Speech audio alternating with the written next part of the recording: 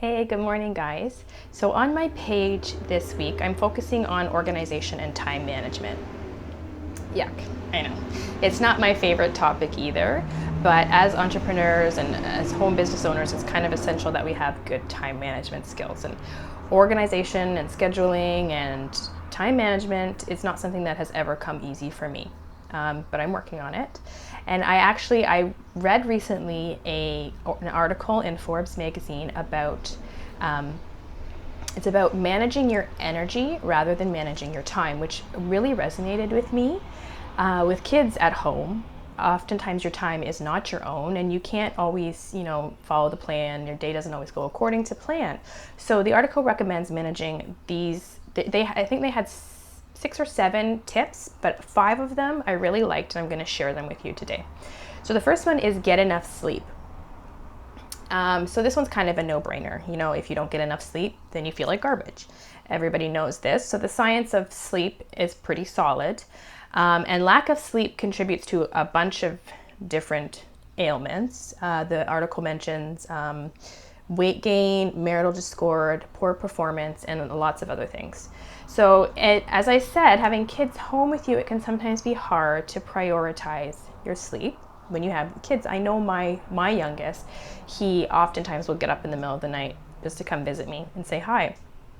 So sometimes sleep comes naturally to kids, and sometimes sleep doesn't. Now, for the most part, I'd say my boys are pretty good sleepers. And I think that I owe that to the fact that I've taken their sleep pretty seriously since the time that they were babies. So if your kids are not sleeping well, you can pretty much guarantee that they're feeling this fatigue just as much as you are. So it's not surprising that it has a profound effect on your energy during the day. If you don't get enough sleep, you're all going to feel like poop. So what I found really helpful is implementing a bedtime routine and having a set bedtime, and the earlier the better. So I think that will be really helpful to both you and your kids is implementing that.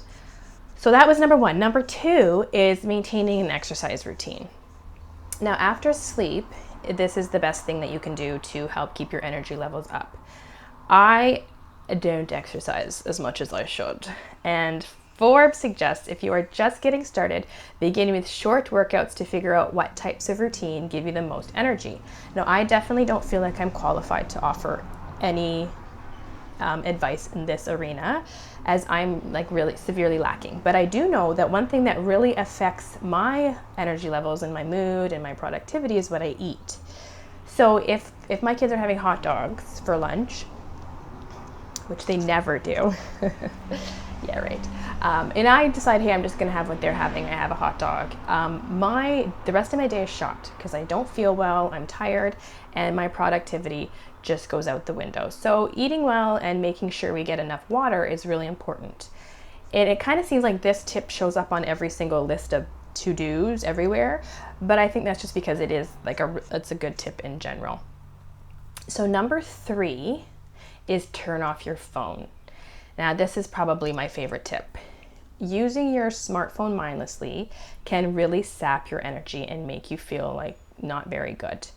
I can really attest to that. Have you ever been scrolling through Facebook mindlessly and you just kind of get sucked in, and 20 minutes later you look up and you're all bleary-eyed and you don't know where you are or what's going on, and you've just wasted that time and you're never going to get it back. And that can really make you feel not very good and really sap your energy. So when you need a break, turn it off and do that for a few days, and you'll see how much better you feel when you're using it just for what you need to use it for and not just to zone out. It really does make you feel like crap. Number 4 is to set ambitious but realistic goals. And this is a good one too. Having a goal that you're working towards will really energize you. But if it's too easy and you can reach it too easily, it's not going to motivate you. It's not going to keep you going. And if it's too difficult, then it's really going to demoralize you. So you need to set goals that are attainable. And that just makes so much sense. If you're setting these goals that you're never going to be able to achieve, eventually you're going to give up and you're going to feel like you failed, and it's just not going to go good for anybody. So it's about staying motivated, whatever we are capable of doing, wherever we are, whatever our circumstances. Setting goals will help us move forward. Number 5 was arranging your schedule to suit your energy levels. So I am the best in the morning personally, but my kids don't usually let me do what I want to do in the mornings. They have their own ideas of, making breakfast and that kind of stuff. So when I first get up, I'm at my best, but I try to schedule the activities that might be the most draining or require a bit of concentration when I do have the most energy. So focus on where you do have control. Like I said, you don't always have complete control over your schedule, and arrange your day's activities to take advantage of the times when you have natural highs, and maybe avoid doing those things when you know you're going to be at your lowest. So I thought that article was awesome, and it had some great tips. I hope you liked it. She does have a few more tips if you wanted to check it out and read it in its entirety. I'll post the link for you and you can have a look at it. She does have a bit more to say, but those were the highlights for me personally. So I hope you enjoyed that, and I really thank you for joining me today, and we'll talk soon.